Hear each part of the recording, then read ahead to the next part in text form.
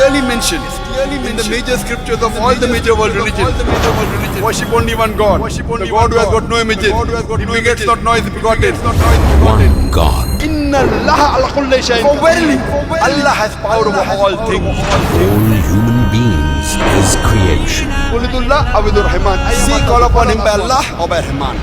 But faith's different. By whichever name you call upon Him, to Him belongs the most beautiful, the most beautiful. Approach is different. The attribute you give to Almighty God should be unique and should belong to no one but Him.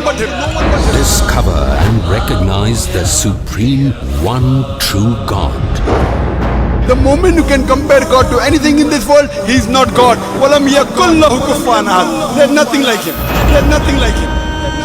In a comparative analysis of different scriptures by Dr. Zakir Naik in Truth Exposed.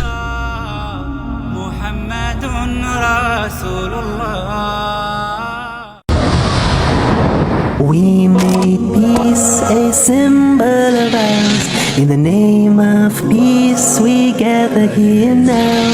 Oh Lord, please make these days of ours on this earth filled with Peace TV, the solution for humanity. peaceful peace.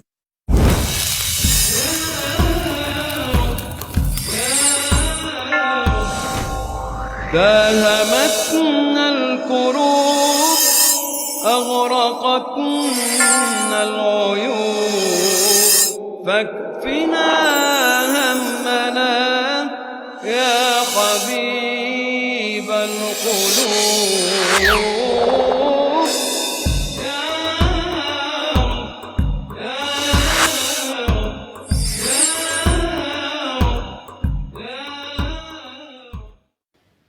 Alhamdulillah.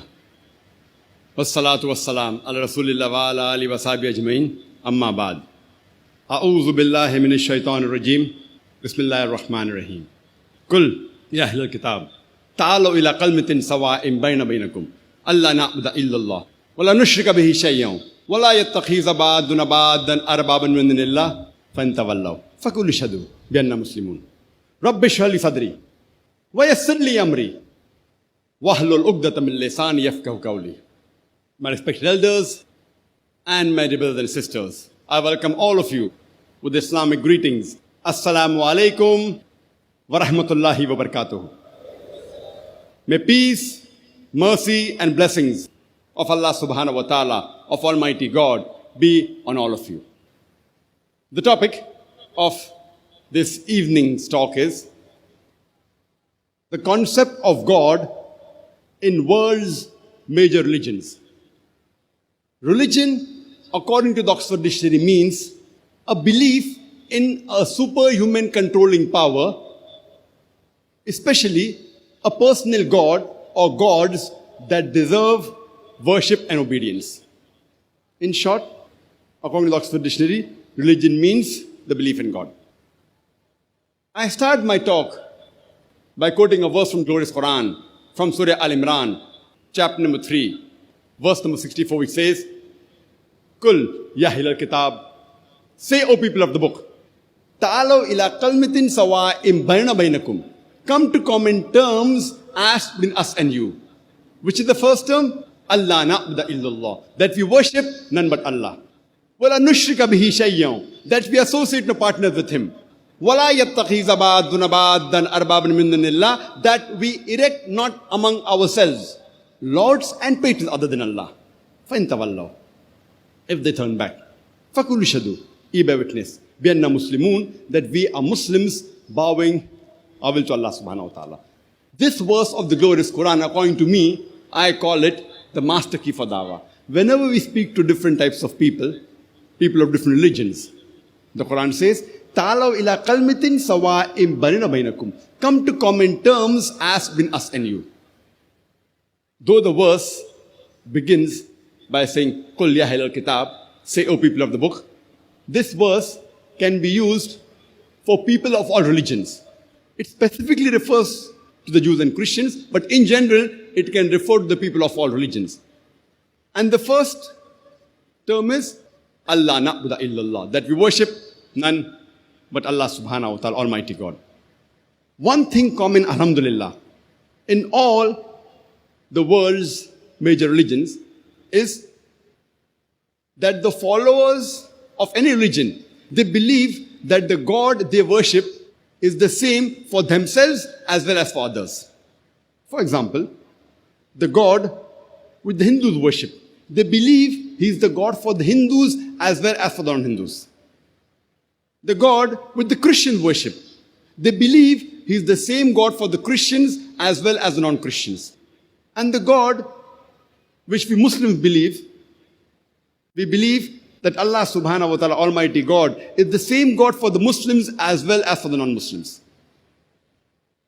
The world's major religions can be broadly classified and divided into Semitic religions and the non-Semitic religions. The Semitic religions are those religions which are followed by the Semites. Who are the Semites? The Semites are the descendants of Shem. And it's mentioned in the Bible, in the Old Testament, in the book of Genesis, chapter number 5 to 11, Shem is mentioned there. And he is the son of Prophet Noah alayhi salam. Peace be upon him. So Semitic religions are those religions which are followed by the Semites, the descendants of Shem, the Jews, the Arabs, the Assyrians, the Phoenicians, who speak the language Hebrew, Arabic, Aramaic, Phoenicians, etc. The major among the Semitic religions are Judaism, Christianity, and Islam. The non-Semitic religions can be further divided into Aryan religions and the non-Aryan religions. The Aryan religions are those religions which are followed by the Aryans, a powerful group of Indo-European speaking people who originated from Iran and northern India in the first half of the second millennium, that's 2000 to 1500 BC. The Aryan religions can be further divided into Vedic religion and the non-Vedic religions. The Vedic religion is that religion in which the people follow the Vedas. And it's today called, as a misnomer, as Hinduism or Brahmanism. But the right word should be Vedantist. The non-Vedic religions are those Aryan religions which do not follow the Vedas, like Sikhism, Jainism, etc. And Zoroastrianism also happens to be an Aryan religion which is not associated with Hinduism. The non-Aryan religions, they are divided depending upon the origin. For example, those that originated from China, like Confucianism, like Taoism, those that originated from Japan, like Shintoism, etc. But most of these non-Aryan religions, they do not have a concept of God, and they are more often referred to as ethical systems. That is the reason, as far as my talk today is concerned, the concept of God in world's major religions, I will be discussing about Aryan religions and the Semitic religions. Before we discuss the concept of God in any religion, first I'd like to make one point clear, that the best and the most authentic way and methodology of understanding any religion is to try and understand what the scripture of that religion has to speak about Almighty God.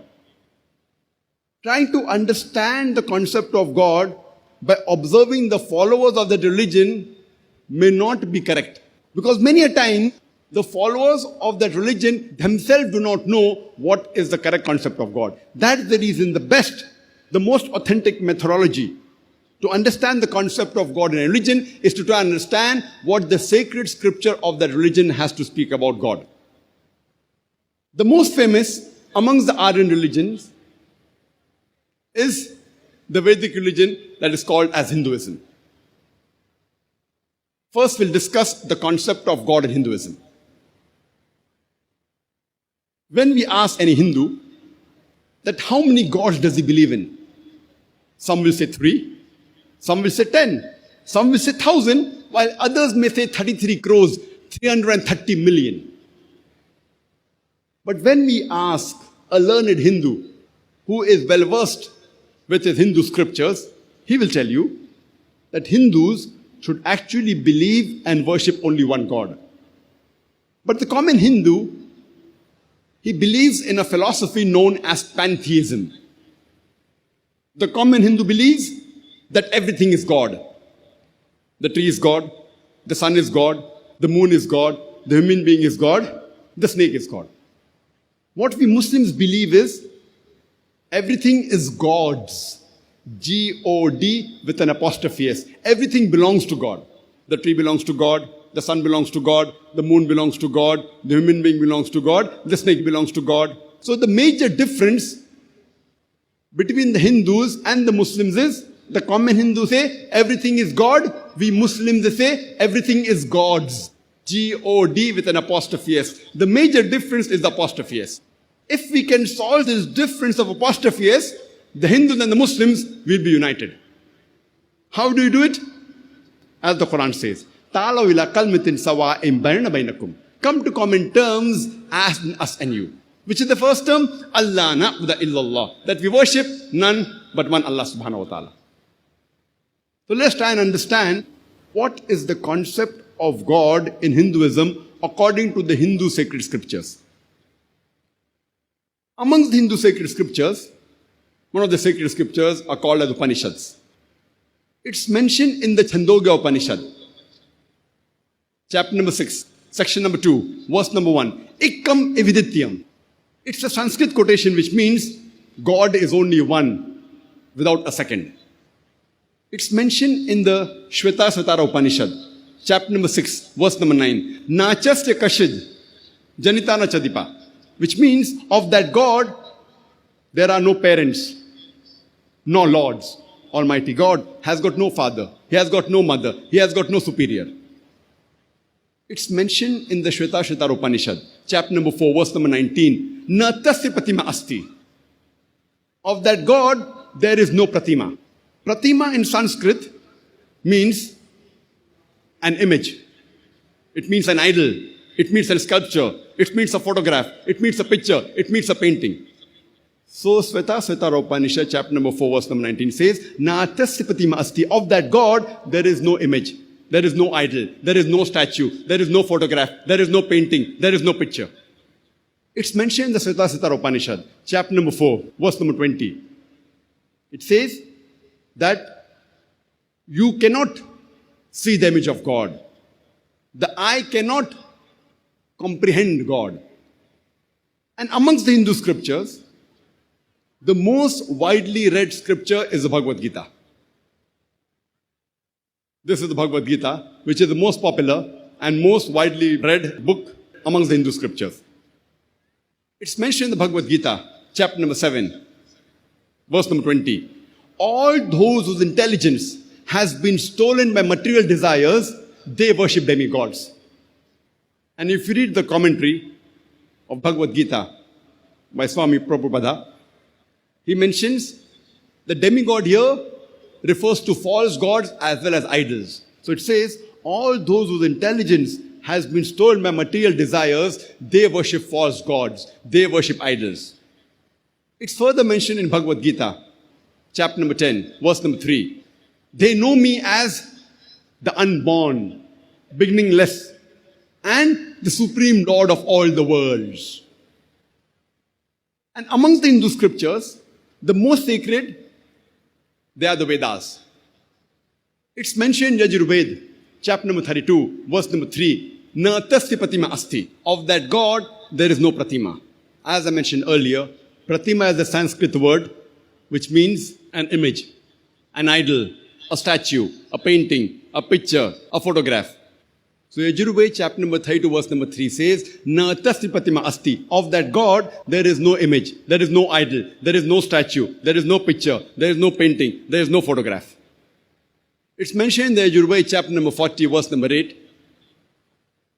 Almighty God is imageless and pure. It's mentioned in Yajurveda chapter number 40 verse number 9. Andhatma pravishanti ya asambhuti mupaste. Andhatma means darkness. Pravishanti means entering. Asambhuti means the natural things like fire, water, air, etc. So Yajurved chapter number 40 verse number 9 says, they are entering darkness, those who worship the asambhuti, the natural things like fire, water, air, etc. And the verse continues, they are entering more in darkness, those who worship the sambhuti, those who worship the created things like idols, chair, table, etc. Who says that? Yajurved chapter number 40 verse number 9. It's mentioned in Atharva Ved, book number 20, hymn number 58, mantra number 3. Dev Maha Asi. Verily great is Almighty God.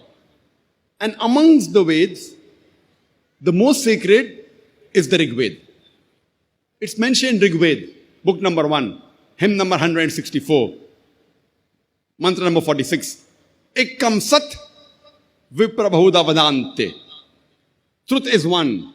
God is one. Sages and saints call him by a variety of names.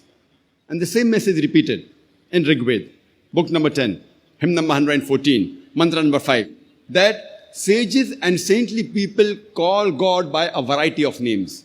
And there are no less than 33 different attributes given to Almighty God in Rig Ved, book number 2, hymn number 1 alone.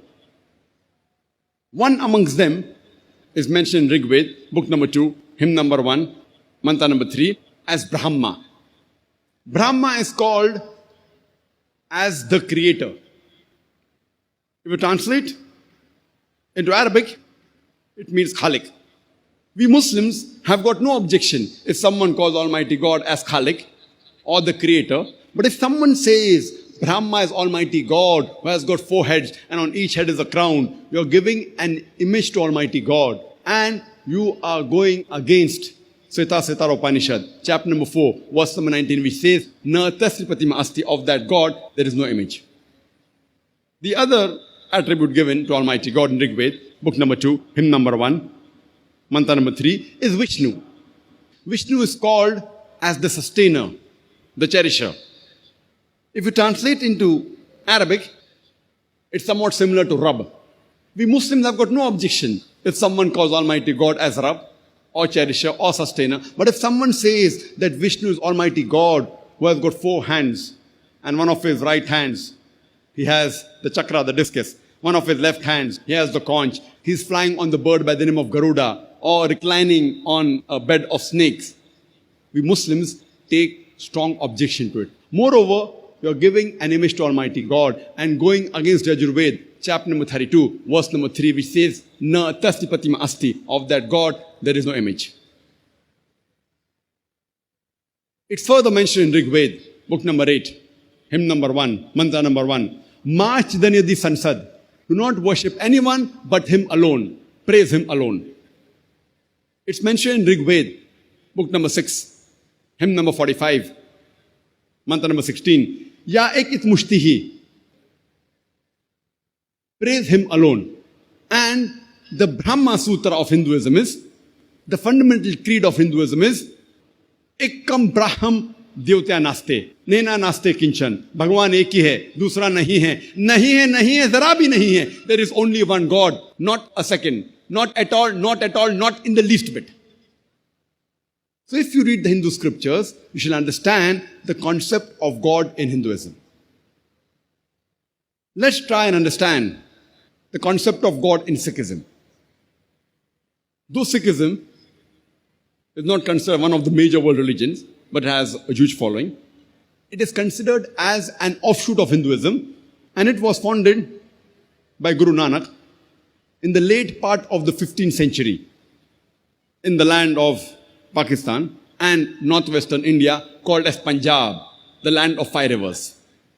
And Guru Nanak Sahib, he was born in a Hindu Kshatriya family, that's the warrior caste family. And the word Sikh is derived from the word Sisya, which means a disciple. Therefore, Sikhism is called as a religion of 10 gurus. The first and the founder is Guru Nanak Sahib, and the last is Guru Gobind Sahib. And the sacred book of Sikhism is the Guru Granth Sahib, also known as Adi Granth. Every Sikh has to maintain his 5 Ks.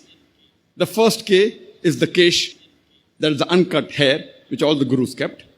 The second K is the Kanga, that is the comb to keep the hair clean. The third K is the Kada, that's a metal or a steel bangle, which is used for strength. The fourth K, it is the Kirpan or the dagger, which is used for self-defense. And the fifth K is the Kacha or the long underdrawers or underwear, which is used for agility. Every Sikh, according to Sikhism, has to maintain his 5 Ks. And if you ask any Sikh that what is the definition of Almighty God in Sikhism, the best reply he can give you is quote to you the Mool Mantra of Sikhism. That is the fundamental creed of Sikhism, which is there in the first volume of Guru Granth Sahib, first chapter, first verse, known as Japuji. It says that God is only one. He is called as the true, the creator, who is free from fear and hate, the immortal, not begotten, self-existent, great and compassionate. This is the description of Almighty God in the Japuji, which is the Mool Mantra of Sikhism. And Sikhism is strictly a monotheistic religion. And in the unmanifest form, Almighty God in Sikhism is called as Ekomkara. And the manifest form, he is called as Komkara. And there are various attributes given to Almighty God in Sikhism, in the sacred scriptures. He is referred to as Akal, that is eternal. He is called as the Kartar, the creator. He is referred to as Satanama, which is the holy name. He is called as Sahib, which means the Lord. He is called as Parvardigar, which means the cherisher. He is called as Rahim, the merciful. He is called as Kareem, the beneficent. He is also called as Vahe Guru, means one true God. Sikhism, besides being a monotheistic religion, it is against Avatarvada, which means it is against Almighty God taking incarnation, against Almighty God incarnating, known as Avatar. And it is also against idol worship. Guru Nanak, he was also influenced by Sant Kabir. And in our school days, we were taught the couplets, the dohas of Sant Kabir. And one of the famous couplet which I learned in school was, Dukh mein sumir na sab kare, sukh mein kare na koye. Jo sukh mein sumir na kare, to dukh kaye hoye. Which means, during trouble, all the people remember God. But during peace and happiness, no one remembers God. The person who remembers God in times of peace and happiness, why should trouble touch him? This is the same thing which is mentioned in the Quran, in Surah Az-Zumar, chapter 39, verse number 8. Almighty God says, when trouble toucheth man, he prays to Almighty God, Allah subhanahu wa ta'ala. And when Almighty God bestows his favors on him, he forgets that he had prayed to Almighty God. And he associates partners with him. So if we read the Guru Granth Sahib and the 6 scriptures, you shall understand the concept of God in Sikhism. Let's discuss the concept of God in Zoroastrianism. Zoroastrianism is a non-Semitic, non-Vedic Aryan religion, which is also called as Parsiism. And though it has a very small following, less than 130,000 people, mostly living in Bombay, the city where I come from, but it claims to be one of the oldest religions. It originated more than 2,500 years ago in Persia. And it was founded by Zoroaster. And this religion is also called the religion of fire worshippers or religion of Maganism. Almighty God in Zoroastrianism is called as Ahura Mazda. Ahura means God or Lord. Mazda means wise. Ahura Mazda means wise God or wise Lord. And the sacred scriptures of Zoroastrianism or Parsiism are the Dasatir and the Avesta. there are various descriptions of Almighty God given in the Dasatir. It's mentioned in the Dasatir that Almighty God is one and only. He doesn't have a beginning, neither does he have an end. He has no mother, no father, no wife, or no son. Nothing resembles him. Almighty God has got no images. You cannot see Almighty God with your eyes, neither can you comprehend him. He's far beyond your understanding, and he's closer to you than your own self. All these descriptions are given in the Dasatir, the sacred scripture of Parsis. If you read the Avesta, the Yasna and the other books, there are various attributes given to Almighty God. He is referred to as the Creator in Yasna, chapter number 31, verse number 7 and 11, as well as Yasna, chapter number 44, verse number 7, Yasna, chapter number 50, verse number 11, as well as Yasna, chapter number 51, verse number 7. He is called as the greatest in Yasna, chapter number 33, verse number 11, as well as Yasna, chapter number 45, verse number 6. He is called as the beneficent in Yasna, chapter number 33, verse number 11, as well as Yasna, chapter number 48, verse number 3. Almighty God in the Parsi scripture is also called as the bountiful in Yasna, chapter number 43, verse number 4, 5, 7, 9, 11, 13, 15, as well as Yasna chapter number 44, verse number 2, in Yasna chapter number 45, verse number 5, in Yasna chapter number 46, verse number 9, as well as Yasna chapter number 48, verse number 3. There are various attributes given to Almighty God in the Parsi scriptures. So if you read the Parsi scriptures, you shall understand the concept of God in Parsiism and Zoroastrianism. Let's discuss the concept of God in Semitic religions. As I mentioned, the major among the Semitic religions are Judaism, Christianity, and Islam. First, we'll discuss the concept of God in Judaism. It's mentioned in the Old Testament, in the book of Deuteronomy, chapter number 6, verse number 4. Moses, peace be upon him, says in Hebrew, Shama Israelo, Adnal Hainu Abnai Khad. It's a Hebrew quotation which means, Hear, O Israel, the Lord, our God, is one Lord. It's mentioned in the book of Isaiah, chapter number 43, verse number 11. Even I am Lord, and there is no Savior besides me. It's mentioned in the book of Isaiah, chapter number 45, verse number 5. I am Lord, and there is none else. There is no God besides me. It's mentioned in the book of Isaiah, chapter number 46, verse number 9. I am God, and there is none like me. It's further mentioned in the book of Exodus, chapter number 20, verses 3 to 5. It says, Thou shalt have no other gods besides me. This is Almighty God speaking in the Old Testament, book of Exodus, chapter number 20, verses 3 to 5. Thou shalt have no other gods besides me. Thou shalt not make unto thee any graven image of anything, of any likeness in the heaven above, in the earth beneath, and the water under the earth. Thou shalt not bow down to them, nor serve them, for I, thy God, thy Lord, am a jealous God. A similar message is repeated in the book of Deuteronomy, chapter number 5, verse number 7 to 9, which says, Thou shalt have none other gods besides me.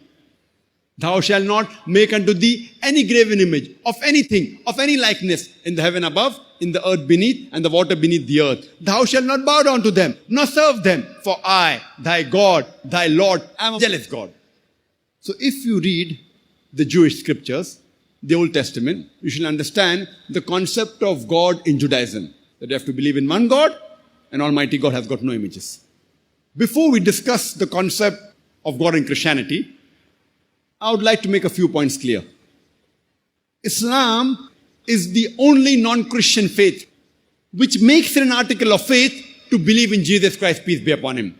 No Muslim is a Muslim if he does not believe in Jesus Christ, peace be upon him. We believe that he was one of the mightiest messengers of Allah subhanahu wa ta'ala, of Almighty God.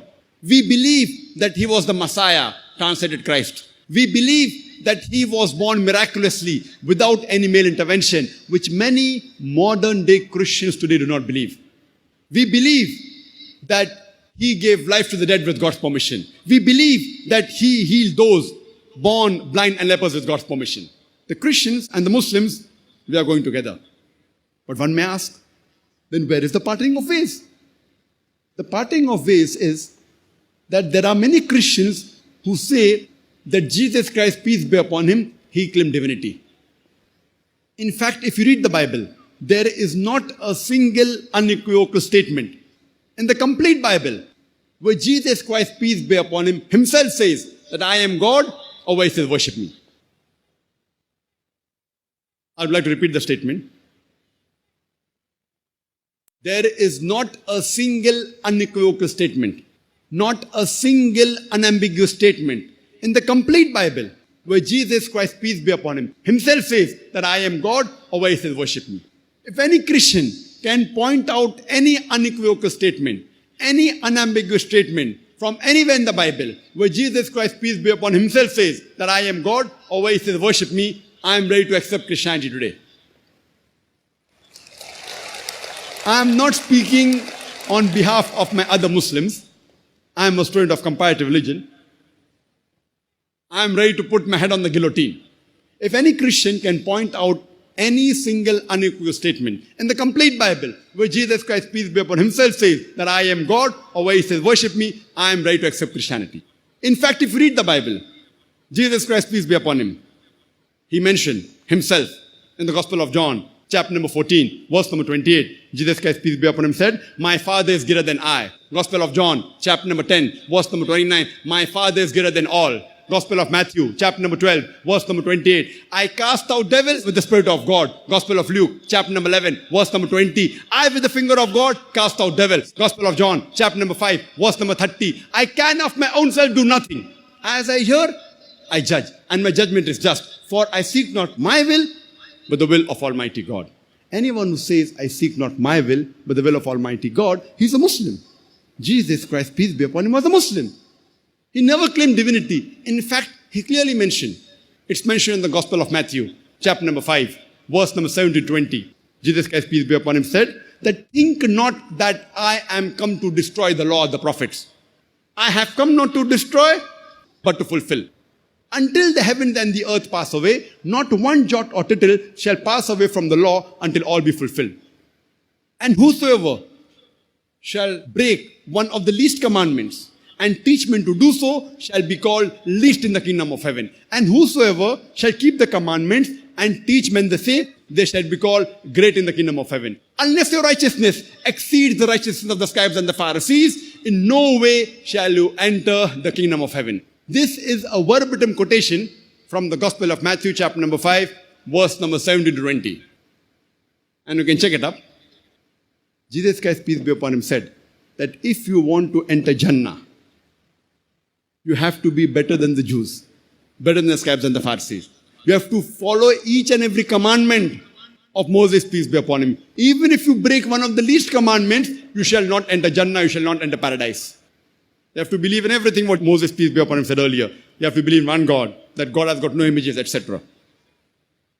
Jesus Christ, peace be upon Him, He never claimed divinity. In fact, He said, it's mentioned in the Gospel of John, chapter number 14, verse number 24. Jesus Christ, peace be upon Him, said that the words that you hear are not mine, but my Father's who has sent me. It's mentioned in the Gospel of John, chapter number 17, verse number 3. This is life eternal, so that you may know there is one God, and Jesus Christ whom thou hast sent. It's further mentioned in the Gospel of Matthew, chapter number 19, verse number 16 and 17. Once a person, he approaches Jesus Christ, peace be upon Him, and he asks Him that, good Master, what good things should I do so that I shall receive eternal life? He's asking Jesus Christ, peace be upon Him, good Master, what good things should I do so that I will get eternal life, I shall go to paradise? So Jesus Christ, peace be upon Him, replies and says, why thou callest me good? Leave aside God. Why thou callest me good? There's only one good, and that is Almighty God. And if thou want to enter eternal life, if you want to enter paradise, you keep the commandments. Jesus Christ, peace be upon Him, did not say that if you want to enter paradise, believe that I am God. He did not say, believe that I died on the cross for your sins. He said, if you want to enter paradise, you keep the commandments. all that there is one God, God has got no images, etc. It's clearly mentioned in the book of Acts, chapter number 2, verse number 22. It says, "Ye men of Israel, listen to this. Jesus of Nazareth, a man approved of God amongst you, by miracles and wonders and signs which God did by him, and you are witness to it." Jesus of Nazareth, a man approved of God amongst you, by miracles and wonders and signs which God did by him, and you are witness to it. And when Jesus Christ, peace be upon him, asked that which is the first of the commandments, he replies in the Gospel of Mark, chapter number 12, verse number 29, exactly verbatim what was said earlier by Moses, peace be upon him, in the book of Deuteronomy, chapter number 6, verse number 4. And he says, "Shema Israelo, Adnai Hainu Adnai Chad." It's a Hebrew quotation which means, "Hear, O Israel, the Lord, our God, is one Lord." So if you read the Christian Bible, you shall understand the concept of God in Christianity, that Almighty God is only one, has got no images. You have to worship him alone and no one else. Let's discuss the concept of God in Islam. And the best reply that any Muslim can give you regarding the concept of God in Islam is quote to you Surah Ikhlas, chapter number 112, verse number 1 to 4, which says, "Kul huwallahu ahad." Say he is Allah one and only. Allah Samad. Allah the absolute and eternal. Lam yalid walam yulad. He begets not, nor is he begotten. Walam yakul lahu kufuwan ahad. There is nothing like him. This is a four-line definition of Allah subhanahu wa ta'ala, of Almighty God, given in the glorious Quran. If any person says that so-and-so entity is God, if that entity fits in this four-line definition, we Muslims have got no objection in accepting that person as God. The first is, Qul huwallahu ahad. Say he is Allah one and only. Allahu Samad. Allah the absolute and eternal. Samad cannot be described in the English language. It means a person who is self-existing, he's eternal, he's absolute, everything is dependent on him, he's independent of anything and everything. It has a very broad meaning. Lam yalid walam yulad. He begets not, nor is he begotten. Walam yakul lahu kufuwan ahad. There is nothing like unto him. This Surah Ikhlas is the touchstone of theology. Theology means, it comes from the Greek word theo, meaning God. Logy means study. Theology means study of God.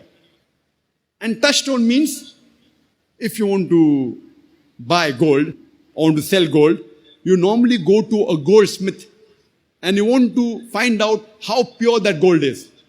So if you want to buy gold, you go to a goldsmith, he takes the gold and he rubs it against the touchstone. And he matches the color with the card he has got. And then he tells you whether the gold is 24 karat gold, or 22 karat gold, or 18 karat, or it may not be gold at all, because everything that glitters is not gold. And that panel is also then the exhibition, Surah Ikhlas, the touchstone of theology. So anyone who says that so-and-so person is God, you put him to the test of Surah Ikhlas. If he passes the test, we Muslims have got no objection in accepting that person as Almighty God. For example, there are many human beings who say that Bhagwan Rajneesh, he's Almighty God. Once during question answer time, there was a Hindu brother who told me, "Brother Zakir, we don't believe Bhagwan Rajneesh to be God." And I told him, I never said that the Hindus believe Bhagwan Rajneesh to be God. I said some people, many people believe Bhagwan Rajneesh to be God. I've read the Hindu scriptures. Nowhere do the Hindu scriptures say that Bhagwan Rajneesh is God. Let's put this Bhagwan Rajneesh to the test of Surah Ikhlas. The first is, Kul huwallahu ahad. Say he is Allah one and only. Was Rajneesh one and only? Was he the only human being who has claimed to be God? There are many, hundreds. And in this country of ours, in India, there are thousands of men who have claimed to be God. But a Rajneesh Bhakt will say, no, he is unique. Let's go to the next test. Allahu Samad. Allah, the absolute and eternal. Was Rajneesh absolutely eternal? When you read his autobiography, it's mentioned in the autobiography of Rajneesh that he was suffering from diabetes mellitus, from asthma, from chronic backache. Imagine Almighty God suffering from diabetes mellitus, from asthma, from chronic backache. And the third test is Lam yulid walam yulad. He begets not, nor is begotten. We know that Bhagwan Rajneesh, he was born in the state of Madhya Pradesh, and he had a mother and father. And in the year 1981, he goes to America, he goes to USA, and he takes thousands of Americans for a ride. And in the state of Oregon, he starts his own village, which was called as Rajneeshpuram. Later on, the American government, they arrest Bhagwan Rajneesh and they put him behind bars in prison. And Bhagwan Rajneesh says that the American government gave me slow poisoning. Imagine Almighty God being slow poisoned. And in 1985, the American government kicked Bhagwan Rajneesh out of USA and he comes back to India and goes back to the city of Pune in Maharashtra, the state where I come from. And he goes back to his old center and gives the name the Osho Commune. And if you go to the Osho Commune, and I've been there several times, it's mentioned on his samadhi, Bhagwan Rajneesh, Osho, never born, never died, but visited the earth from the 11th of December 1931 to the 19th of January 1990. Never born, never died, but visited the earth from the 11th of December 1931 to the 19th of January 1990. They forgot to mention in his samadhi that he was not given visas to 21 different countries of the world. Imagine Almighty God coming down to this earth. He wants to visit the world and he requires visas. He was not given visas to 21 different countries of the world. And the Archbishop of Greece said, if you don't remove Rajneesh out of this country, we will burn his house and the house of his disciples. And the last test, Walam yakul lahu kuffan ahad. There's nothing like him. It's so stringent that no one besides the true Almighty God can pass. The moment you can compare God to anything in this world, He is not God. Walam yakul lahu kuffan ahad. And we know Rajneesh, like us human beings, he had 2 eyes, 1 nose, 2 hands, white beard, he wore a white robe. The moment you can compare God to anything in this world, He is not God. Walam yakul lahu kuffan ahad. There's nothing like Him. For example, if someone says, Almighty God is 1,000 times stronger than Arnold Schwarzenegger. You might have heard the name Arnold Schwarzenegger, the person who got the title Mr. World, the strongest man in the world, Mr. Universe, the strongest man in the universe.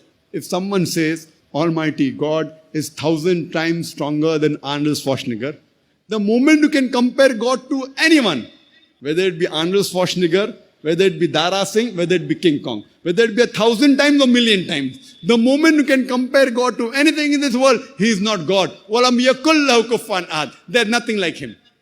This is a 4-line definition, which is given in the Quran, in Surah Ikhlas, chapter number 112, verse number 1 to 4.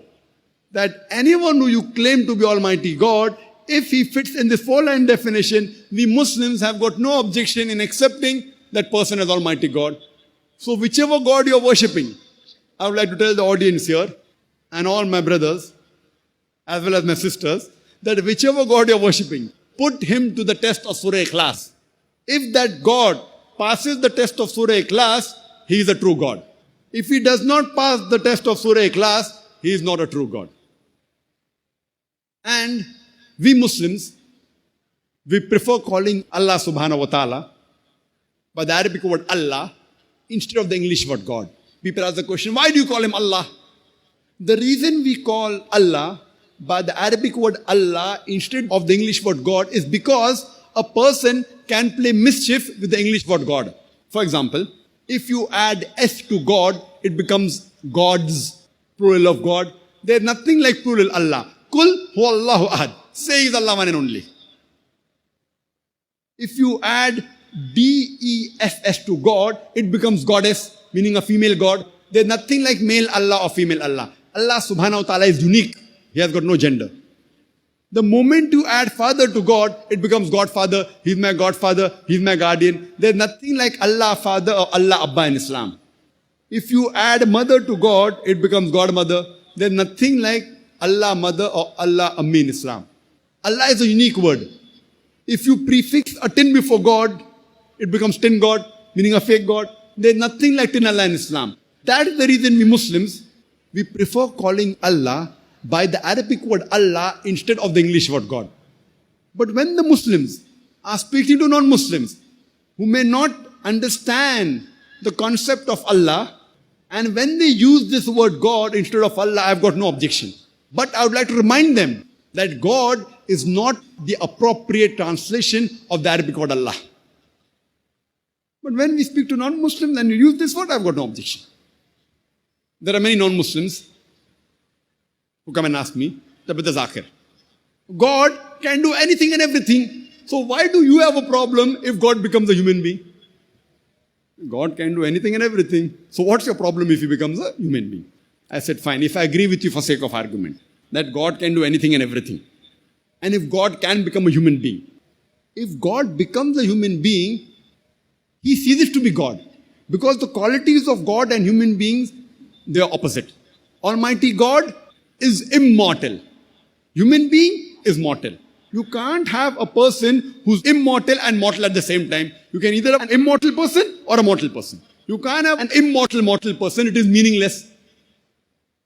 Almighty God, he has got no beginning. Human beings have a beginning. You can't have a God man. A person having a beginning and no beginning at the same time. It is meaningless.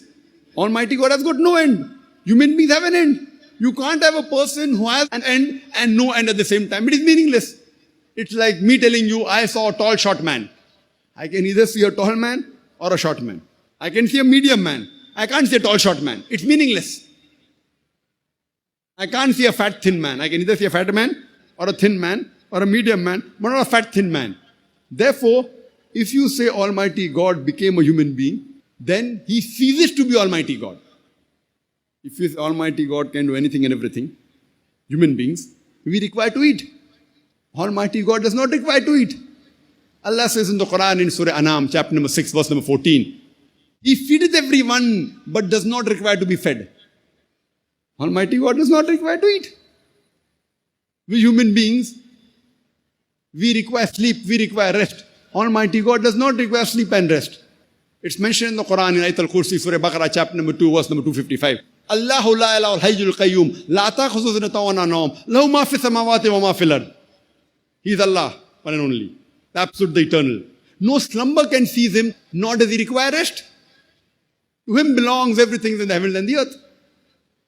Therefore, if you agree with this argument that Almighty God can do anything and everything, and if Almighty God becomes the human being, you have to agree that he ceases to be God. So if a person who ceases to be God and becomes the human being like you and me, then why should I worship a human being like you and me? It does not make sense. And if some people say again that human being became God, if human being can become God, even you and I can become God. So where's the question of human being becoming God? So therefore, this argument that God can do anything and everything, if you go a step further, if God can do anything and everything, God can even tell a lie. But to tell a lie is ungodly. The moment God tells a lie, he ceases to be God. In the same argument, Almighty God, if he wants, he can do injustice. But it is ungodly to do injustice. Allah says in Surah Nisa chapter 4 verse number 40, Allah subhanahu wa ta'ala is never unjust in the least degree. The moment God does injustice, he ceases to be God. In the same argument, if God can do anything and everything, Almighty God, if he wants, he can forget. But to forget is ungodly. Allah says in Surah Taha chapter number 20 verse 52, Allah subhanahu wa ta'ala never forgets. The moment Almighty God forgets, then he ceases to be God. If you agree with the same argument, God can do anything and everything, Almighty God can make a mistake. But to make a mistake is ungodly. Allah says in the Quran in Surah Taha chapter 20 verse 52, Allah subhanahu wa ta'ala never errs. He never makes a mistake. The moment Almighty God makes a mistake, he ceases to be God. Therefore, if you read the Quran, nowhere does the Quran say Allah can do anything and everything. What does the Quran say? Inna Allah ala kulli shay'in qadir. Verily, Allah has power over all things. It's mentioned in several places in the Quran. In Surah Baqarah, chapter number 2, verse number 106. Surah Baqarah, chapter number 2, verse number 109. Surah Baqarah, chapter number 2, verse number 284. In Surah Al-Imran, chapter number 3, verse 29. In Surah Nahl, chapter number 16, verse 77. In Surah Fatir, chapter number 35, verse number 1. Allah says, Inna Allah ala kulli shay'in qadir. For verily, Allah has power over all things. And Allah says in Surah Buruj, chapter number 85, verse number 16, that Allah is the doer of all He intends. Whatever He intends, He can do. For He does not intend doing ungodly things like telling a lie, like making a mistake, like forgetting, like doing injustice, like becoming a human being. The Quran says, Inna Allah ala kulli shay'in qadir. For verily, Allah has power over all things. Allah can do whatever He intends, but He does not intend doing ungodly things like making a mistake, like forgetting, like doing injustice, like becoming a human being. That's the reason Almighty God will not become a human being. And the Quran clearly mentions in Surah Baqarah, chapter number 2, verse number 18. Summum, bukmun, umyun fahum la yarjiun. The deaf, the dumb, the blind, they will not return to the true path. A similar message is repeated in the Bible, in the Gospel of Matthew, chapter number 13, verse number 13. They see, yet they see not. Hearing, they hear not. Neither do they understand. The same message repeated in Rigved, book number 10, hymn number 71, mantra number 4. They see the word, yet they see not. Some people hear the word, yet they hear not. All these scriptures, the Quran, the Bible, the Ved, they are saying, seeing they see not, hearing they hear not, neither do they understand. They are telling clearly that the scriptures are explicitly, in clear terms, mentioning that Almighty God is one. He has got no images. Worship Him alone. Yet, there are people, summum, bukmun, umyun fahum la yarjiun.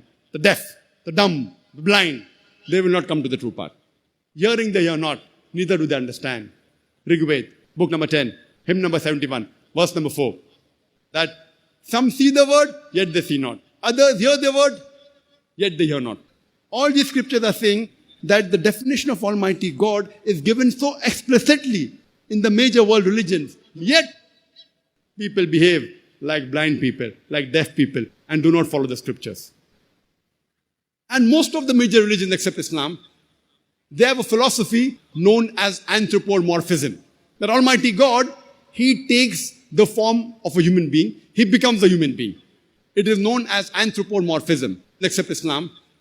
Most of the major religions believe that Almighty God became a human being once. Some believe He became a human being many times. And when you ask these people, they have a very good logic.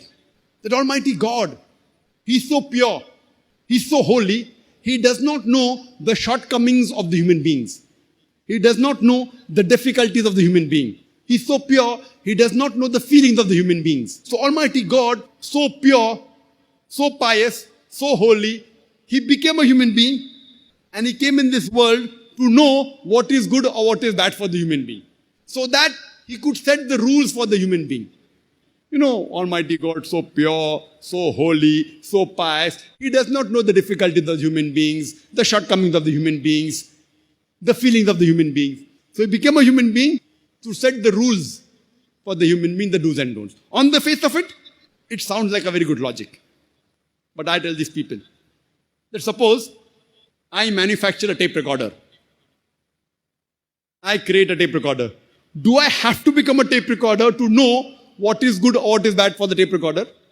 I write an instruction manual that if you want to play the audio cassette, insert the audio cassette and press the play button. If you want to fast forward, press the FF button. If you want to stop, press the stop button. Don't drop it from height, it will get damaged. Don't immerse it in water, it will get spoiled. I write an instruction manual. I don't have to become a tape recorder to know what is good or what is bad for the tape recorder because I am the creator of the tape recorder. Similarly, when Almighty God, He is the creator of the human beings, He does not have to become a human being to know what is good or what is bad for the human being. What does He do? He reveals the instruction manual. And the last and final instruction manual for the human beings, it is the Quran. The glorious Quran is the last and final instruction manual revealed by Almighty God to the human beings. The do's and don'ts of the human being is mentioned in the Quran. Almighty God does not have to become a human being. What does He do? He reveals the instruction manual. And He chooses a man amongst men and He communicates with them on a higher level, who we call as messengers or prophets of God. He does not have to come down on this earth and become a human being to know what is good or what is bad for the human being. He is the creator. He reveals the instruction manual. And the last and final instruction manual is the glorious Quran. The Quran says in Surah Isra, chapter number 17, verse number 110, Qulidullah Abidur Rahman, ayamatadu, falal asmaul husna. Say, call upon Him by Allah or by Rahman. By whichever name you call upon Him, to Him belongs the most beautiful name. You can call Allah subhanahu wa ta'ala by any name, but it should be a beautiful name. It should be a name given by Allah subhanahu wa ta'ala. It should not conjure up a mental picture. And there are no less than 99 different attributes given to Allah subhanahu wa ta'ala in the Quran. Ar-Rahman, Ar-Rahim, Al-Hakim, most merciful, most benevolent, most wise. No less than 99. And the crowning one is Allah. And this verse, to Allah belongs the most beautiful name. Besides Surah Isra chapter number 17 verse number 110 is also mentioned in Surah Araf chapter number 7 verse number 180 and Surah Taha chapter number 20 verse number 8 as well as Surah Al-Hashr chapter 59 verse number 24. To Allah belong the most beautiful names. And there are certain criteria as far as the name and attributes of Allah are concerned. It should be a name given by Himself, and besides that it should be a unique name. For example, most of us know that the first man who set foot on the moon, he was Neil Armstrong. Now, if I have to give an attribute to Neil Armstrong, and if I say that Neil Armstrong is an astronaut, yes, Neil Armstrong is an astronaut, but it's not unique. There are thousands of astronauts. If you reverse it, who's an astronaut? The answer will not be Neil Armstrong. It can be 1,000 people. If I say Neil Armstrong is an American, there are millions of people who are American. Who's an American? You can give a million names. It's not unique belonging to Neil Armstrong alone. So if I have to give a unique attribute to Neil Armstrong, I have to say Neil Armstrong is the first man who set foot on the moon. If you reverse it, who's the first man who set foot on the moon? The reply is Neil Armstrong. So similarly, when you give an attribute to Almighty God, it should be unique. If you say Almighty God created a building, who can create a building? There can be 1,000 people who can create a building. But if you say He is the creator or the creator of the universe, who's the creator of the universe? Allah subhanahu wa ta'ala. Ar-Rahim, most merciful. Who is the most merciful? Answer is only one, Allah. So the attribute to give and the name you give should be unique and belong only to Allah and no one else. Some people may say that why there should be only one God? Why can't there be many gods? If there would have been many gods, surely these gods would have fought among themselves. And we find this in the mythology of some of the religions. One god fighting with the other god. One god helping the other god to fight the third god. Can you believe in such a God who can be defeated, who can be killed? And some people say that why can't there be different God? One God for sun, one God for cloud, one God for wind. Now imagine if there was one God for each one having power over his own little thing. It's logical to have one God who has power over all things rather than each different God fighting among themselves.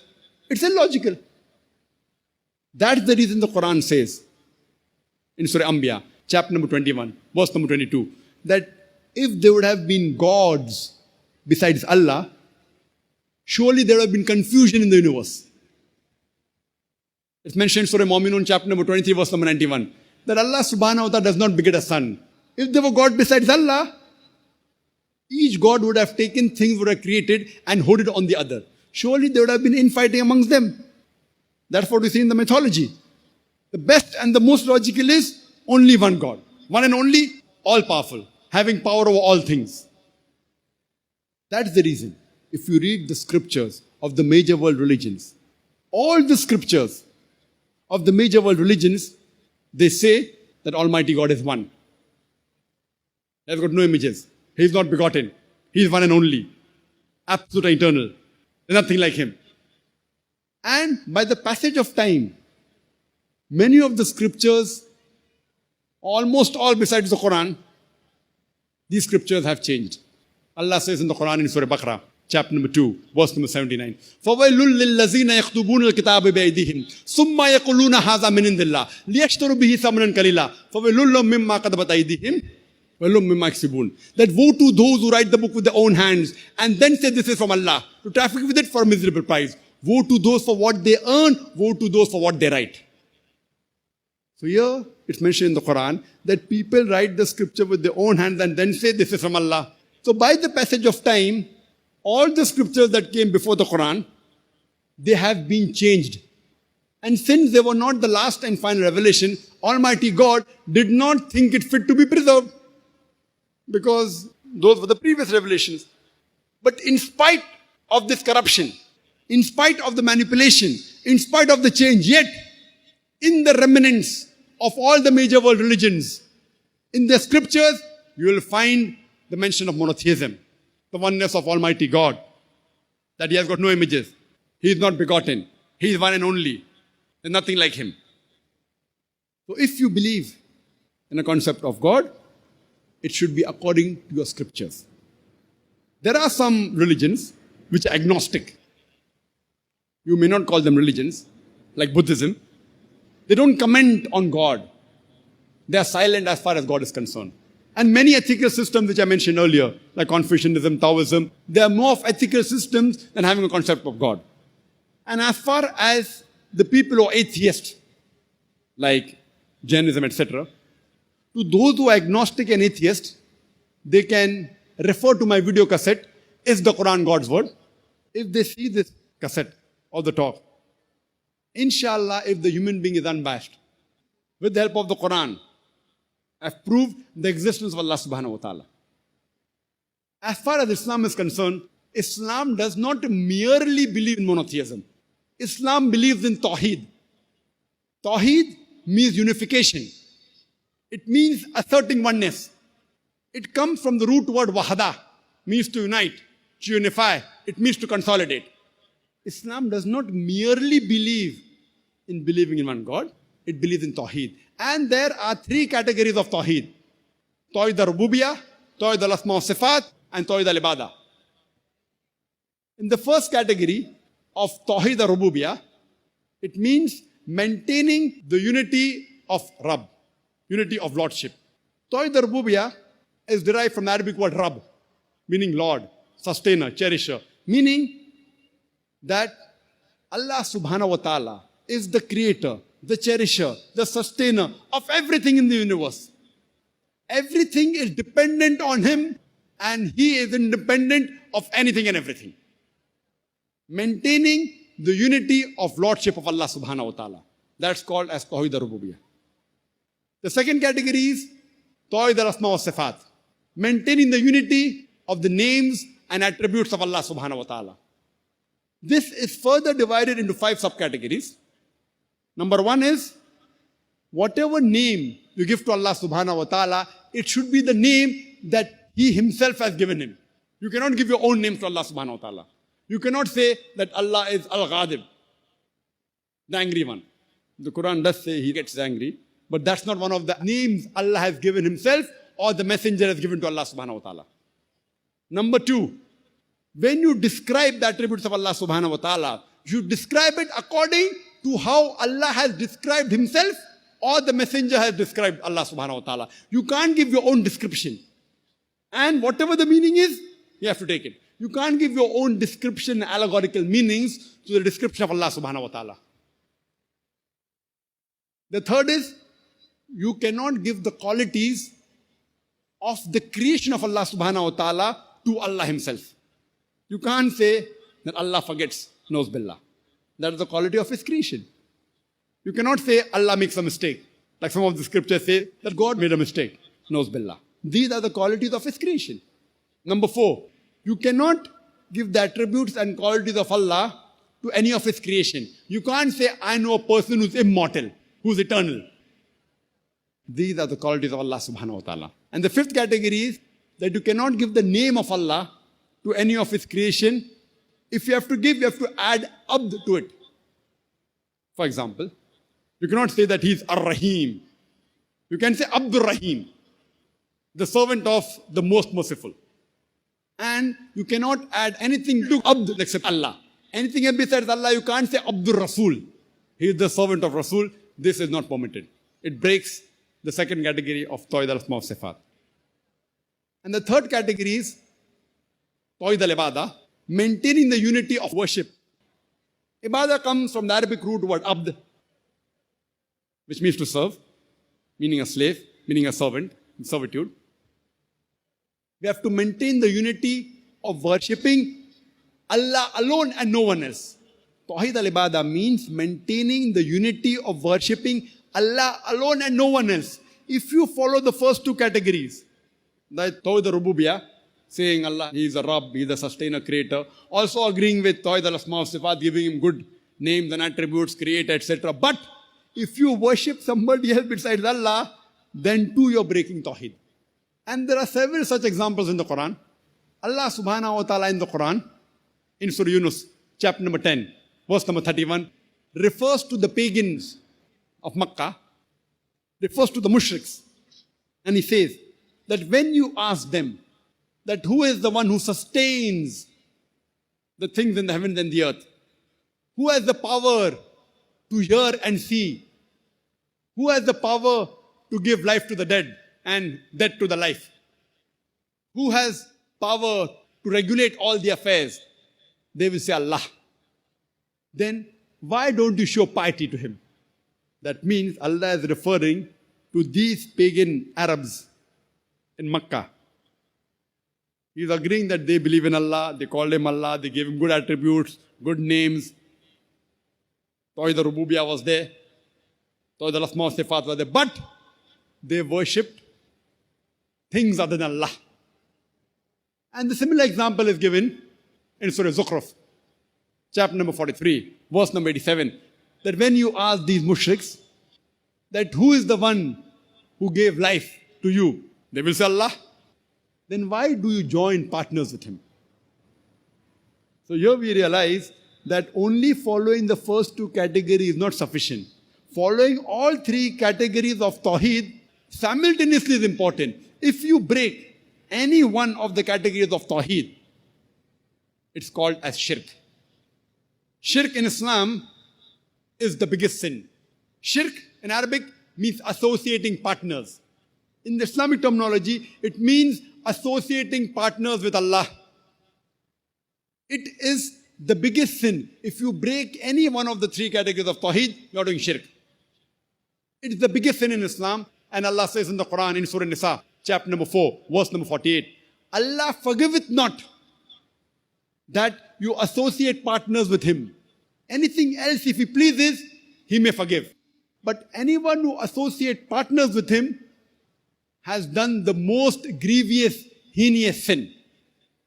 The same message is repeated in Surah Nisa, chapter number 4, verse number 116. Allah subhanahu wa ta'ala does not forgive the sin of joining gods with Him. Anything else, if He pleases, He may forgive. But anyone who has joined gods with Allah, he has strayed away too far.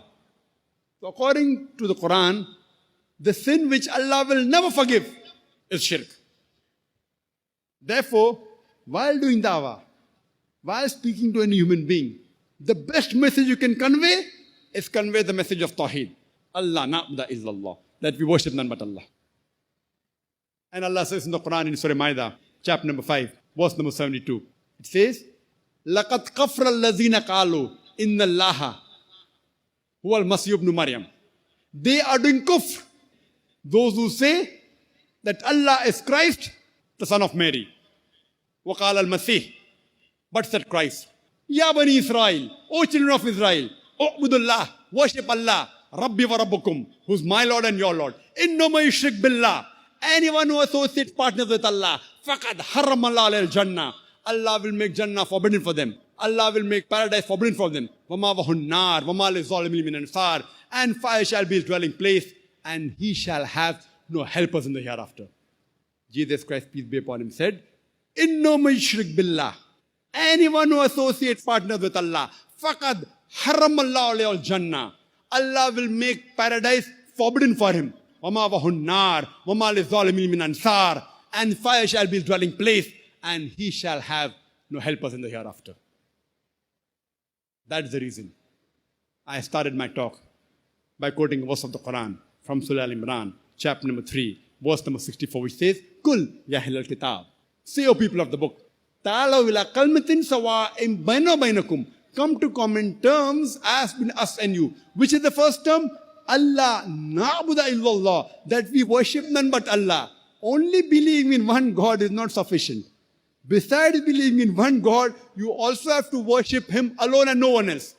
The first term is Allah na'budu illallah. That we worship none but Allah, one true Almighty God. Wala nushrika bihi shay'un. That we associate no partners with Him. Wala yattakhidha ba'duna ba'dan arbaban min dunillah. That we erect not among ourselves lords and patrons other than Allah. Fantawallah. Then they turn back. Fakulu shadu. Say, bear witness. We are Muslimun. We are Muslims bowing our will to Allah subhanahu wa ta'ala. And Allah says in the Quran, in Surah Yusuf, chapter number 12, verse number 106, that most of the people do not worship Allah without associating partners with Him. That means most of the people, when they worship Allah, they also associate partners with Him.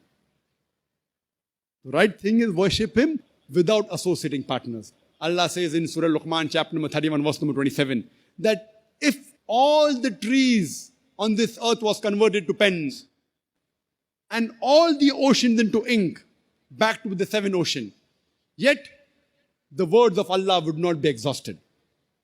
I would like to end my talk by giving the quotation of the glorious Quran from Surah Hajj, chapter number 22, verse number 73, which says, Amen, listen to this parable. All those who you take for protectors besides Allah, if all of them gather together to create a fly, they cannot even create a fly. If all those who you worship besides Allah, even if they gathered, they will not be able to create a fly. And if the fly snatches away something, they will not be even able to get it back. Feeble are those who petition, feeble are those who they petition. Wa akhiru da'wana alhamdulillahi rabbil alameen. Peace TV.